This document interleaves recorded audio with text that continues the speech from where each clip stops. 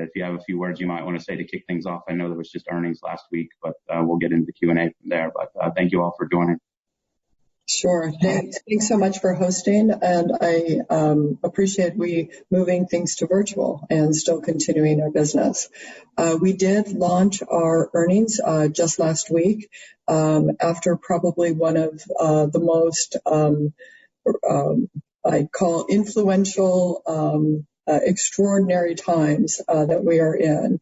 And we produced very solid, strong results within the quarter for our business, and growing nearly 40% year over year, as well as strong overall sequential growth in many of our businesses as well.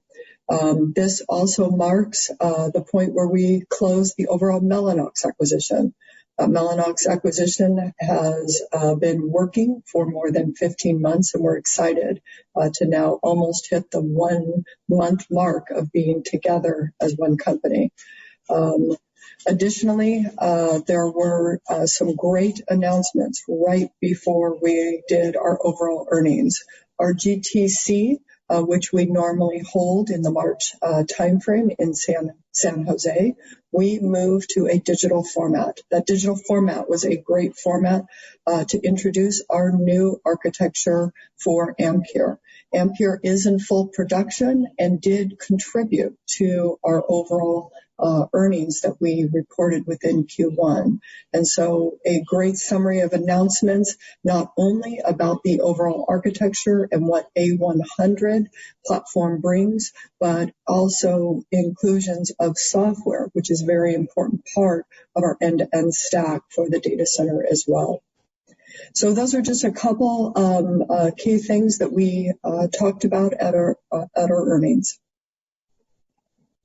Got it. Now, thanks for the introduction. I guess there's a number of different topics that are, as you say, it's an unprecedented time with the COVID-19 situation, and obviously hope that all the employees globally at NVIDIA are hanging in there and doing well. But you mentioned the big news on the quarter and over the last couple of months was the highly anticipated launch of Ampere, particularly for the data center business now, and then we'll see how that moves into gaming over time.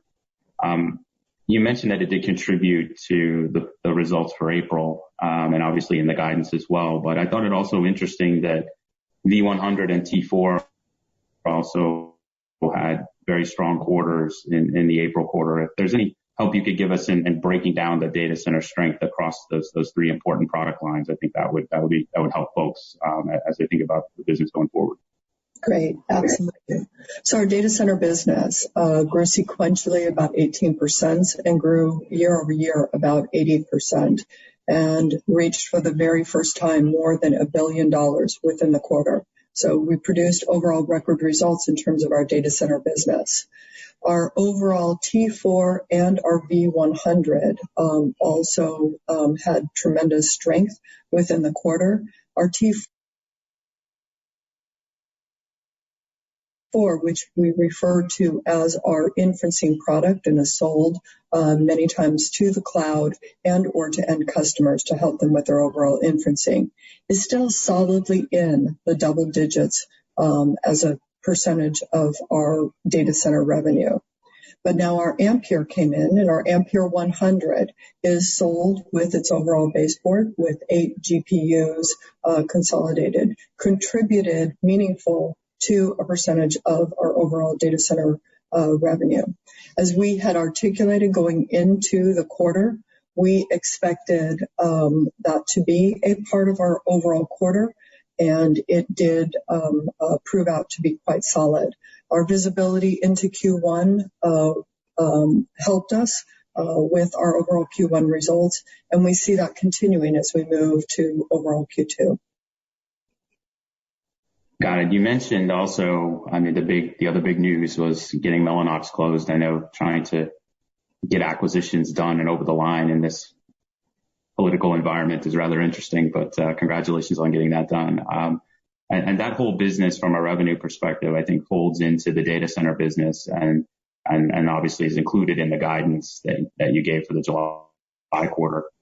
we could just remind folks what those contributions were and the growth rates you've seen out of Mellanox in the recent periods, and then have a couple of follow-ups on the operating expenses and how they move around with bringing that into the company. Sure. Our Mellanox is incorporated for a full quarter in our Q2 guidance. We plan to see it as incorporated into our data revenue, so we'll take all of Mellanox and incorporate that. We helped in terms of with our guidance to help understand that Mellanox as a percentage of the total company will probably be in the low teens as a percentage of our revenue to help people understand the comp both sequentially and overall year over year. Mellanox, since we announced it in March in 2009, has been doing quite well in terms of the market revenue that it has received.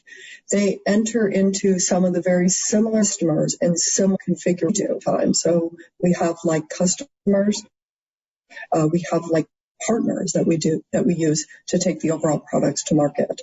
Now, what we've seen throughout last year and turning the corner into the March quarter for Mellanox is they were looking at approximately in their high teens and sometimes in the 20% year-over-year growth. So solid execution from them, and we're going to continue now working together on things that we can do to both enter into the market of high-performance computing, continue our work in terms of AI, and using those overall interconnections between systems to systems to help us grow that business. Gotcha. Just to follow up there, my own personal observations in the semis landscape over the last, 3 or 4 years have been tons of M&A around you. A lot of those deals, bothers me a little bit as a technologist, rather than with my technology hat on, rather than my analyst hat on, that a lot of those are, maybe not quite financial engineering, but they kind of feel that way with the first couple of slides and all these merger decks talking about synergies here and synergies there. And I get the sense that Mellanox for NVIDIA is exactly the opposite. It's folding in a high growth technology franchise into a larger high growth technology franchise. Is that the right way to characterize it? And just following up on that, can you talk us through OpEx? I know you gave some numbers for the full year, and they might have been a little higher than some folks have modeled. So any thoughts there would be helpful. Yeah, so it's a really good question of what type of M&A is NVIDIA interested into, and what was its strategic rationale when it purchased overall Mellanox.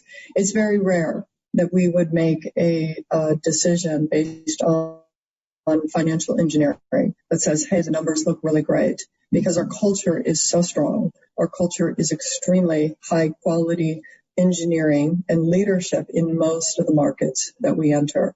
Mellanox was a unique piece out there for us to overall acquire.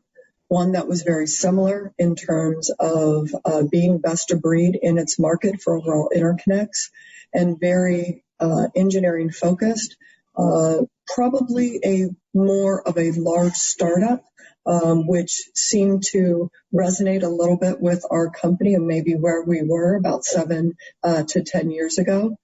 And so there was so many likeness in terms of the culture as well as the focus in terms of high-end overall engineering and leadership that we felt it was a good combination. That doesn't mean that we didn't look at it as what do we think we could do in growth together, because you're right, there was still an option for us to potentially just partner together. But there was a great opportunity for us to work together, build products together, and really take the overall accelerated compute to the next level and think about acceleration as it focuses about all the components around the central overall compute in terms of inside the data center. And Mellanox was that perfect partner for us to do that with. Now, incorporating it in, we wanted to make sure, because we didn't have any overlap with products to products. Most of the things that you have seen, people indicating that there was overlap. There are things that we could be more efficient on. There are certainly things that we can be efficient in terms of our G&A overall organizations as we integrate in terms of long term. we believe we can do that. But our focus has been on how do we create products going forward? How do we start in terms of those engineering products to be not just a partnership and two things inside of a box, but what can we overall build together? You'll see that in the years to come more than you'll see that in terms of next quarter. Now, when we look in terms of how we've incorporated this into our guidance, both our guidance in full for the P&L, but also we provided full year overall OPEX. Now, full year OPEX from a GAAP and a non-GAAP. GAAP incorporates overall acquisition accounting. Probably all of our favorite things out there of the accountants that have been working together on my team, probably for several months in terms of determining what that would be. The largest piece of that is the purchase price accounting. Two pieces of purchase price accounting which are important for our investors to see. Of course, non-cash at this point because those entries are just the opposite end of the cash that we use to overall purchase the overall acquisition.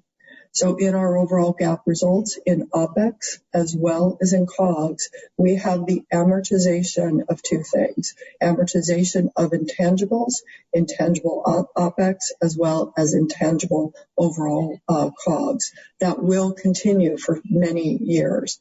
You'll see things in terms of in the 5 to 7 years in terms of that amortization.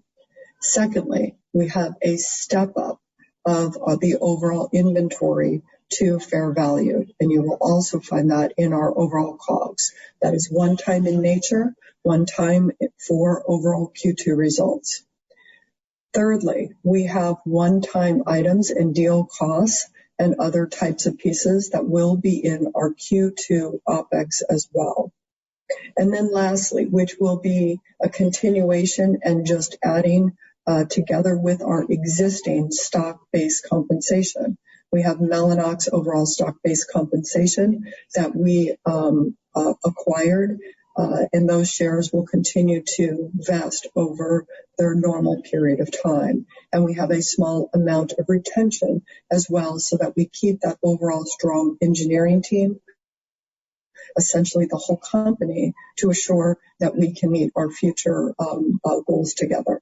So those are the breakdowns of what is in our overall guidance. There's a very good amount of it that is one-time, non-cash, that is incorporated in our GAAP results. We'll provide more understanding once we get to the end of Q2 that you will see the details of that type of accounting. But a good part of what we're seeing is non-cash in nature and just following the overall rules of acquisition accounting. Got it. That makes sense. I just kind of back up and now that the deal's closed and you described the Mellanox revenue growth rate recently and you folded in the operating costs, just big picture as you think about growth of the top line of NVIDIA or growth of the operating expenses, anything that, I mean, is it just a step up on both lines and we're sort of on the same growth trajectory as an integrated company? Is that the right way to think about it, or any difference in the way you would see the business growing or the investments growing now that you've integrated it? Yeah, we're definitely spending time right now working on the growth across the two companies.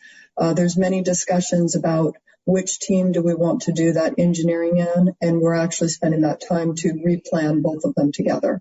You can imagine that Mellanox was, given how much time it was taking to overall close the deal, that they just continued saying, we've got to run the company as normal. So we spent this last month working with them to help understand where we will grow together now as we are one company.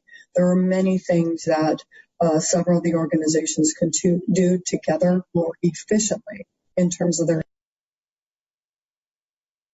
investments. That is the same thing when we refer to the overall G&A organizations. Keep in mind, we have to move the processes and the systems together to one company. Do hope to have them integrated fully within the next year. But then any types of investments we see as probably something that we can cross-invest and not necessarily have to invest externally.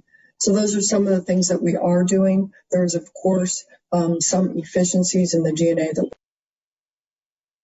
we'll see over time after we fill that overall integration need that we need to do. Got it.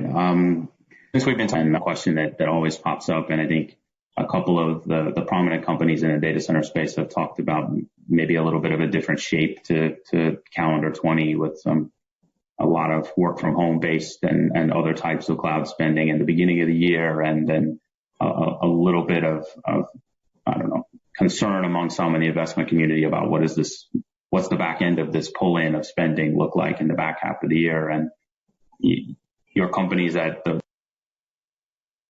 right at the beginning of a big cycle with Ampere, but we had a little bit of cyclicality in data center spending that affected the business over the last couple of years. So I think Jensen's talked about this in a couple of forums since the earnings, and you spoke to it on the public call as well. But this visibility that you have in data center now, and maybe how the business is at scale versus where it might have been a couple of years ago when there was a sort of down cycle in spending, and how you think you might manage through that over the coming months.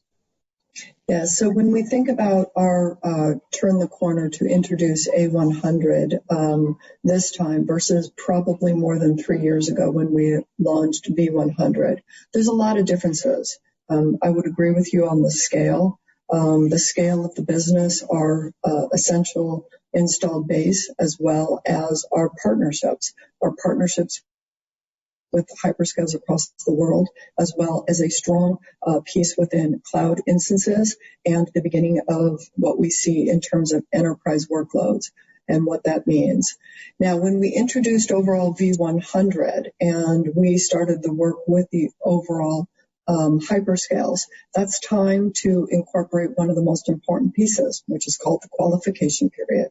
That qualification period, depending on where they are using it in their infrastructure, can take time. We did a little differently with A100. A100, whether you think about the full software stack or you think about all of the different hardware components, it is sold with an overall baseboard and the overall 8 GPUs together. So you can synchronize everything and all of the hardware around it, as well as the software, to ease and improve the overall qualification time period for that.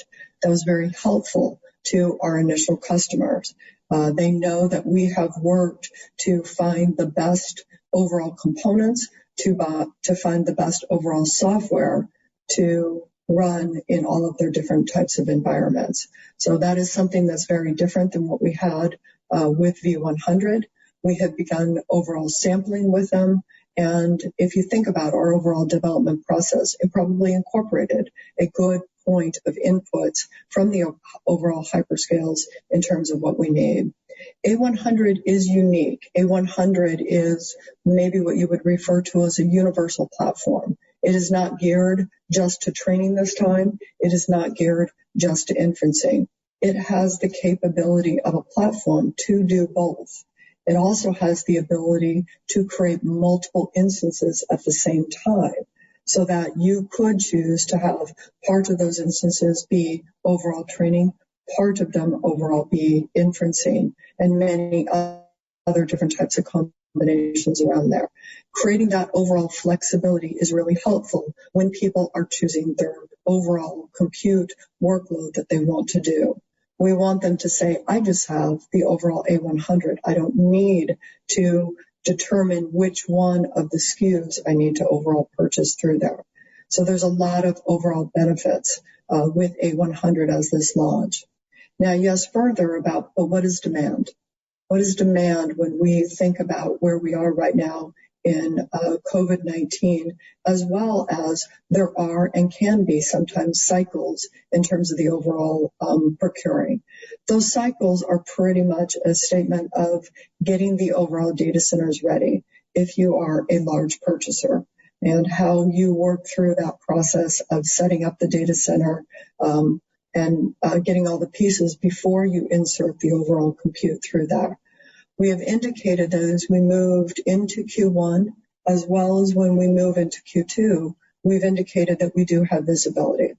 That visibility is strong as we go into Q2, but we're going to need a little bit more time to think through what does that look like for the second half of the year. This hasn't been a quarter in Q1 and or Q2 that we refer to it as pull-ins. We don't have any view that there were any pull-ins associated with the purchase of overall Ampere or any other part of the overall data center business.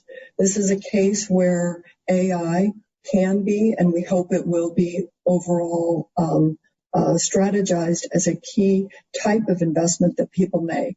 An investment not only in the hyperscales and the cloud, but as the enterprise turns this corner, how do they remain competitive in this environment if they are not overall using AI? We've seen overall COVID-19, though, have people turn to their existing compute to use overall NVIDIA products to help them both solve solutions, to solve the overall virus, whether it be looking for why certain people get the overall virus versus others, but also looking how they can improve their process.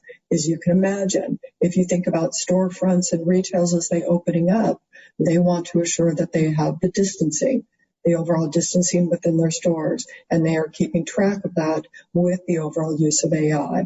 So there's a tremendous opportunity that the unfortunate virus brings, but this is also an era where when you think about your future, you will think about how do I stay competitive and use overall AI in those scenarios.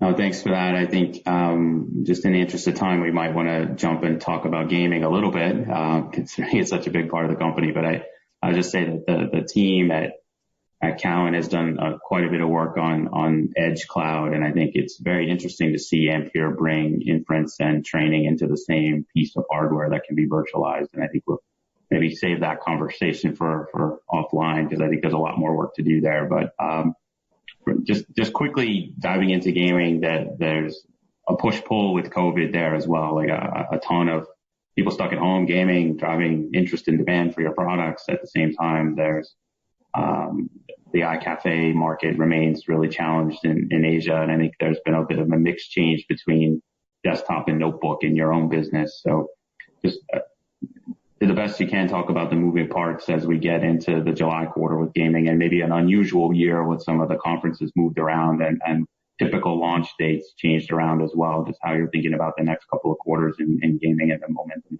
that is there. Let's start in terms of the base, in terms of what we saw in Q1 regarding gaming.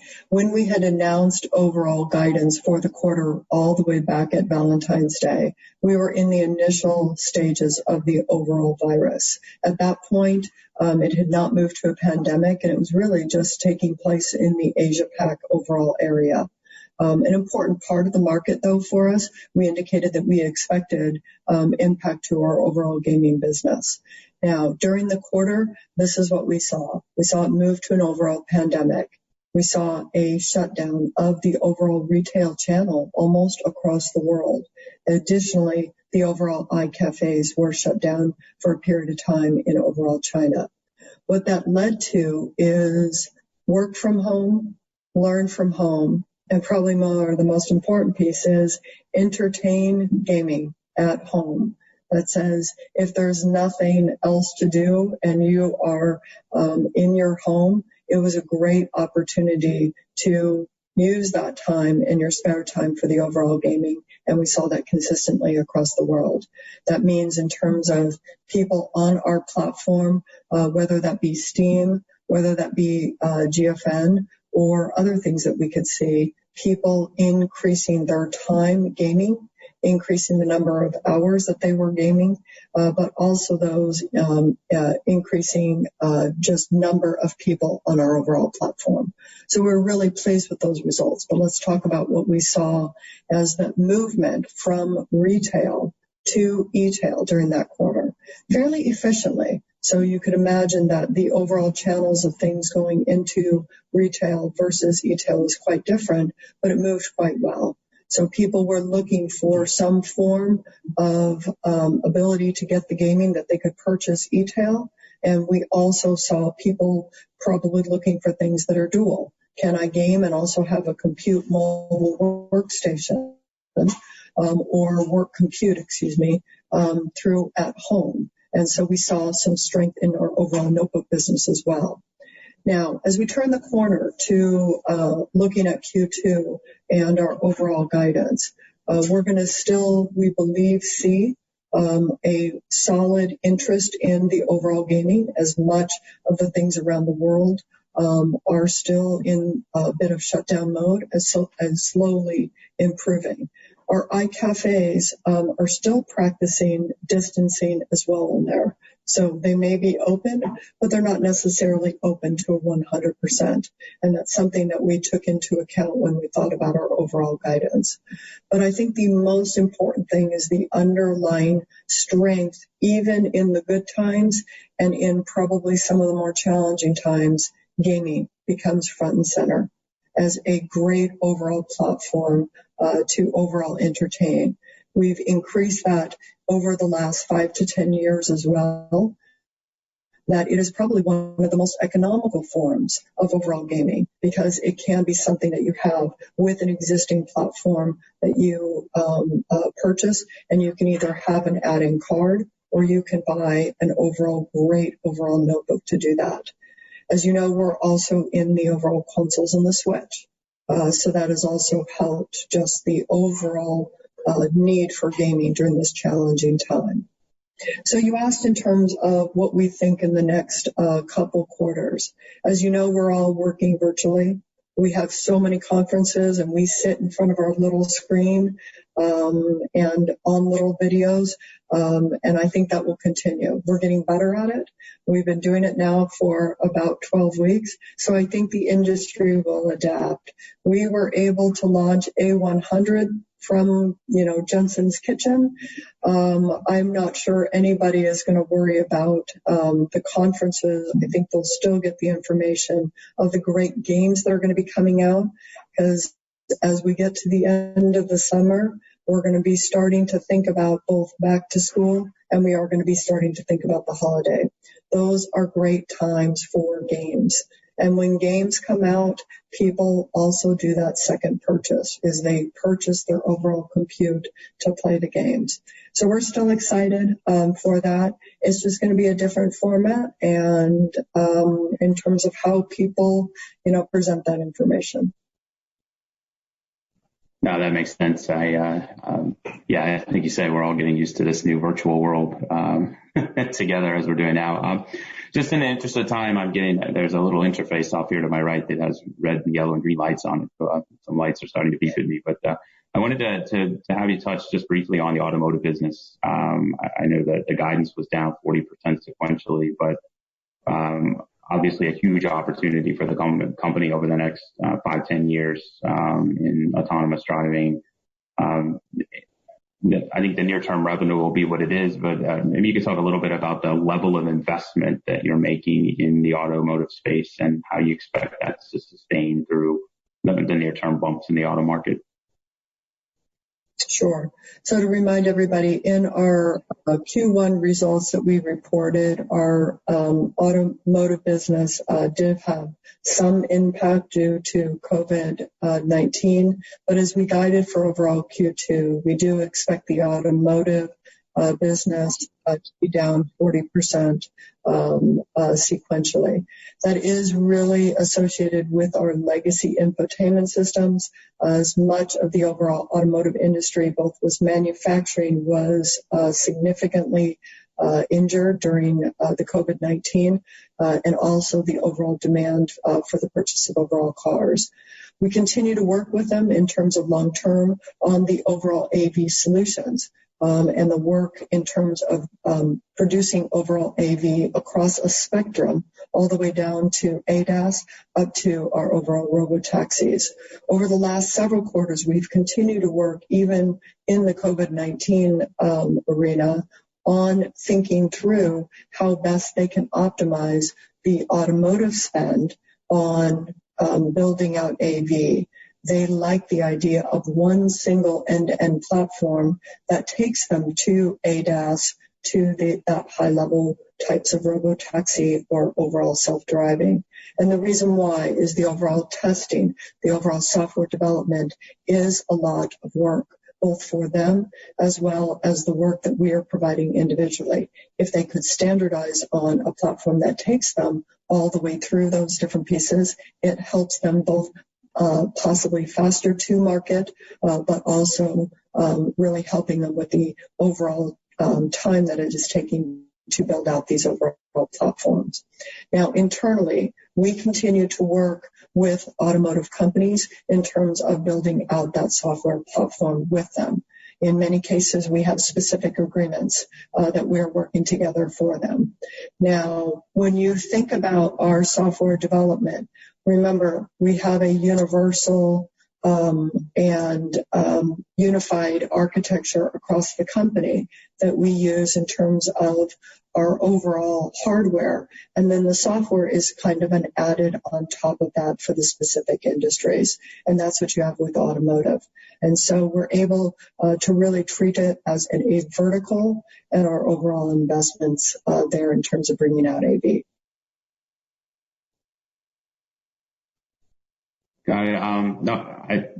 Not to cut off the conversation abruptly, but I think I'm getting the virtual hook given the time we have together. But congratulations on Ampere and closing Mellanox. We'll be all awaiting, I think, the Ampere launch in the gaming space. And thanks to all of you for spending a bit of time with Cowen. We very much appreciate it. And thank you, everybody.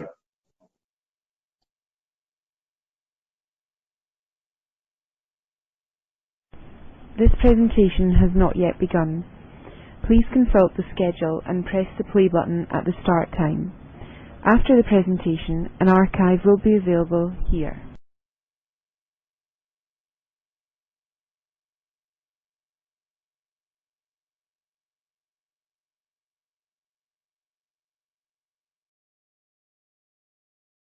This presentation has now finished. Please check back shortly for the archive.